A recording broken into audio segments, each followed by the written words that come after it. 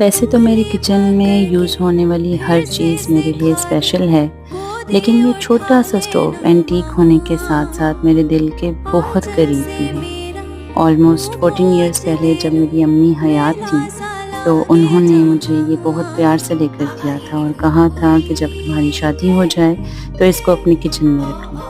माँ-बाप जब हयात होते हैं, तो उनकी कई बातें उस वक़्त याद आती हैं जब वो इस दुनिया में नहीं होते। अल्लाह सबके वालिदैन को जन्नत-ए-फ़िरदौस में आला मुकाम अता करे। आमीन।